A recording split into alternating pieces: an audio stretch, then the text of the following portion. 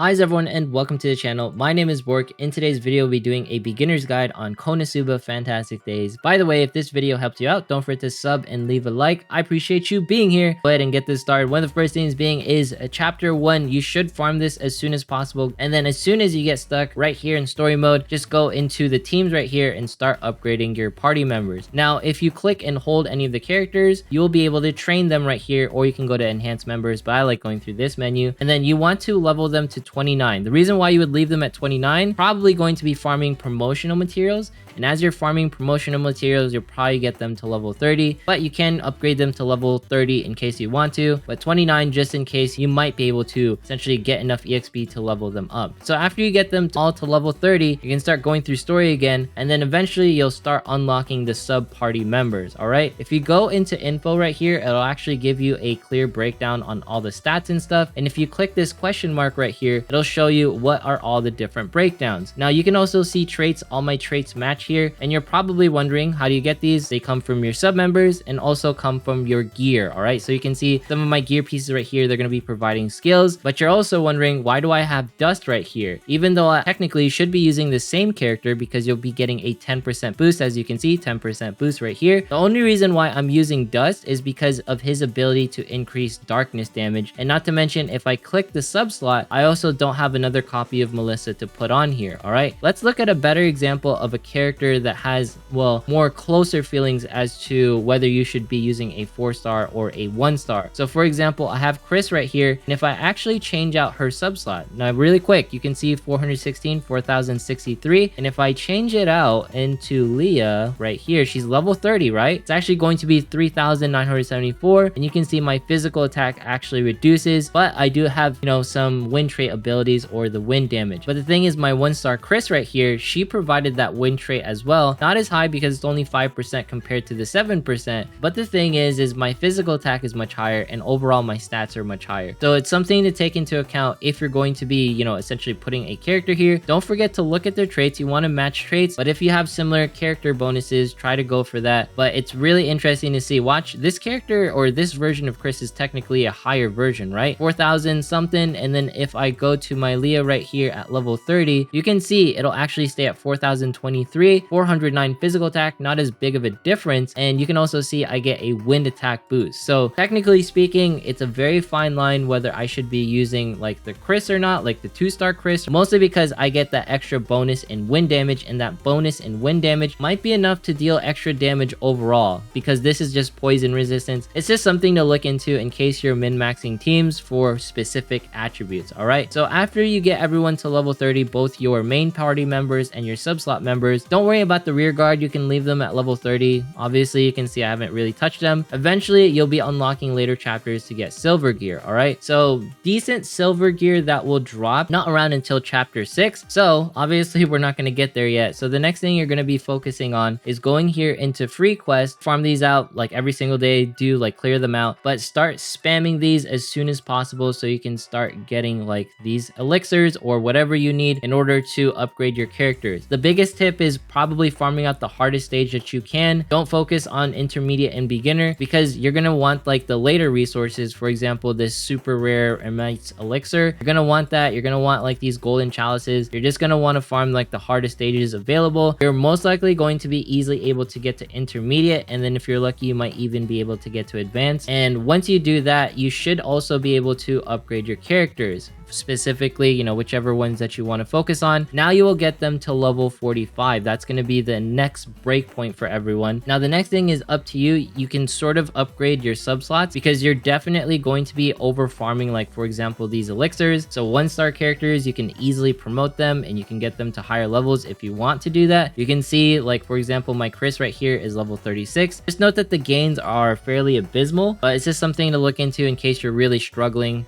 Obviously get your main party members past level 45 if you need to, get them to level 50, get them to level 60 if need be, but eventually you might want to upgrade these sub slots in case you're having a difficult time. And then by then you should be unlocking chapter 6, and then around chapter 6, this is where you can start farming some decent gear. Even in chapter 5, you can start farming some decent gear. If you're wondering how do you get gear, if you go into the smithy right here and you go into craft, you actually have to be higher ranks in order to farm out, for example, or craft this rainbow gear right here. gear, and you won't have access to the silver gear until you essentially unlock this area as well, but you have to be higher ranks to say the least. So if you jump into daggers right here, the one that I want us to farm if you have Melissa is going to be this scroll shadow dagger. You can see you get it 617, or if you have Chris, you essentially want to get this wind dagger, which you can get as early as chapter 2.6 or 3.14. So you can get this early on in case you want silver gear, and it's really helpful, especially for Chris, right? Because Chris is going to be one of the best damage dealers in the game. Now, another piece of gear that you can sort of look into in case you're in a rush is the assassin dagger. Now, this rolls around into the next thing where you should never be ignoring battle arena. Battle arena is going to be the most important place, and just note when you start out the game, you are going to be provided 500 arena coins because of like the starter thing, right? So you can see here the assassin dagger is only going to be 500 arena coins, and if you also look at it when we were crafting, it only takes one slot, but it's very like iffy if you need it or if you want it now, because you can see it's going to require these dragon claws, which are going to be farmed in later stages. It's also going to require this material, the iron ore, which will be in later stages. I'm not saying it's good, I'm not saying it's bad. It's something to look into in case you're impatient to farm like the shadow dagger gear. And if you're wondering, it takes 3 upgrades before like this shadow dagger can be equivalent to the assassin dagger. Now the cool thing with the assassin dagger is it's providing physical attack bonuses, and essentially the shadow dagger is going to be providing dark attacks. So obviously like these daggers will provide specific elemental damage. Eventually you want to focus on this assassin dagger with, you know, plus 9%, not to mention this is going to be 67 attack, and like we showed earlier, you can just get that from the arena. So you can either one, go for small gains and get power right now, you know, buying like these gold scrolls, which I don't really recommend, or you can ideally save and get like the big bucks, get like these big huge upgrades, because honestly the silver gear is more than enough to essentially keep your team decent in order to farm like the higher arenas. Now for example, if you are still getting stuck, you essentially have silver gear across the board. Your main team is going to be level 60, your sub slots they're like level 40 or something, then sure you can start working on your rear guard. You can leave your rear guard at like level 30, but you don't have to get them to the level 60 state. Now if you're getting stuck as well, I recommend re-rolling for a healer of some sort. Yes, you can get Melissa and Chris, but having at least one healer will help you out in the PvE game modes. So obviously Aqua is going to be a healer right here with this ability. Now you can also look at my sheets, and I'm going to be providing these 2 characters as like the notable characters you should re-roll for in case you haven't, is going to be Amy or it's going to be Cielo. Cielo is going to be the better one just because she's has a little bit more capabilities of healing and not to mention doing some physical defense boost. But the thing is with Amy is she's going to be unbinding characters and she's going to be providing magical defense. Physical attacks are just more common, hence why I recommend Cielo, but both of them are going to be absolutely phenomenal in case you're having a difficult time in arena. You can sort of use Aqua, but the thing is Aqua is not really the best healer. She's more of like a aggro healer in some ways because her heals are a little bit less substantial. It's just something to take into account, and Amy and Cielo are just a little bit better. All right, now other things to focus on is going to be obviously arena. I'll leave this in the description where you can essentially see like some recommended teams for arena, right? We talked about it earlier, but you can also see this is going to be the gameplay loop that we talked about earlier. You're going to be raising levels, you're going to be getting your organized sub members, right? And then eventually you're going to organize the backline, and then you're going to be setting equipment. That's going to be the loop for everyone. And in case you're wondering, there is another thing that I want to look at. Here it is, notable 3-star units. So these are units that you can essentially use throughout the entire game and not really have to worry about anything. And that's going to be Iris, Dust, and Megamine,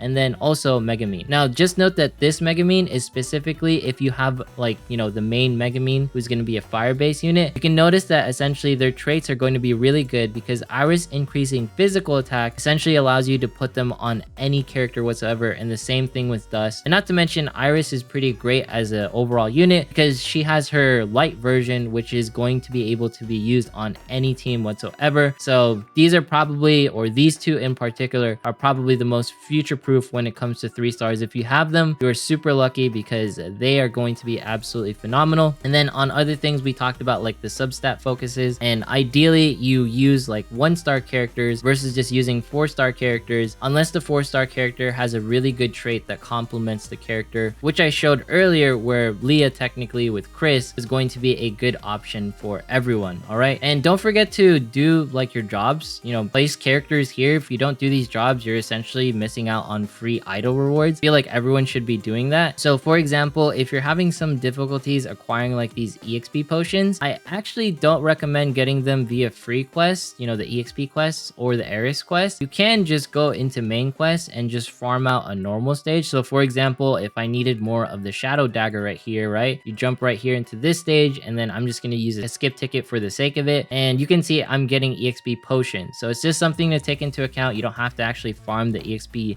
stages. Ideally, you farm like harder normal stages in case you're actually farming for gear. And like I talked about earlier, hard mode, make sure to just clear that out every single day, because this is going to be also providing not just rainbow gear, right, but it's also going to be providing gold gear, which is just as good, and it can be a decent upgrade. And personally speaking, when it comes to upgrading your stuff, I'm not sure if it's entirely worth it, because like the upgrade material is very scarce. So for example, like these bronze, they are really difficult to get, and you can see the difference. Like this is going to be a level 3 weapon, you know, upgraded level 3, 35 attack. But if we just go into like my one like upgraded shadow dagger, it's 40, and if you go to a 2 upgrade, it's 46. So it's just something taken into account where I just don't recommend beginner gear. And then let's go ahead and do our some summons right here at the very end. We're not going to be using any of like the actual gems and quartz. I recommend saving these for pity. Never try to pull unless you can hit pity, because it's just really difficult to hit pity in this game. If you're wondering what's my current recommended banner, it's going to be this release celebration, just because Megumine's a little bit better. But if you want some skins, if you want some cool looking characters, you can definitely go for the swimsuit characters, because they're probably not coming back till next year. But if you want something more meta, Megumine's going to be the one. But let's go ahead and do our 3-star ticket and then our 4-star ticket. I'm really hoping like this guide helps you out, because one of the most difficult things was either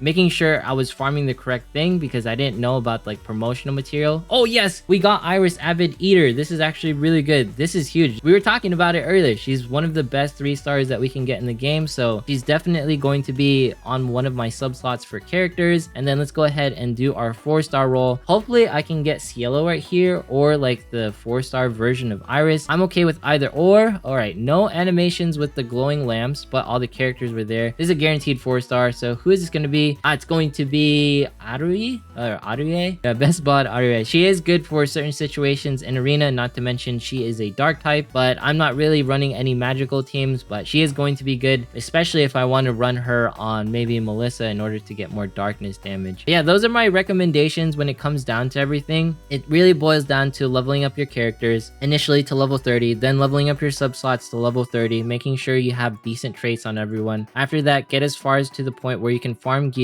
If you get stuck in story, make sure to do your promotional materials where you're going into free quests and you're farming out the hardest stage possible, because the hardest stage possible is going to be providing you some chalices, and you're just going to need those chalices in order to get even farther in the game. And then once you are essentially done farming these out, you can eventually craft like silver gear, which is going to be really beneficial to you. And then you can tackle even more harder stages, and maybe when you get like some tickets and stuff, you can use it on other. I don't recommend like saving the tickets, just because it's probably not going to change like banner wise. Save your quartz, that's for sure. And then don't forget to jump into the events right here, whichever event is going to be appearing. The main focus should be acquiring these 3-star characters that are essentially going to be limited. They're not going to be available very frequently, and most of them are pretty decent. And you just want more characters overall, so you can have more configuration with your party and do your boss battles in order to get other ways of acquiring gear. But anyways, if you made it this far in today's video, consider subscribing, dropping a like, leaving a comment, follow me on Twitch, follow me on Twitter. Once we hit 27,500 subs, we'll be doing a giveaway. Thanks so much for watching. Hopefully this video helped you out. Have a fantastic day, and I will see you in the next one.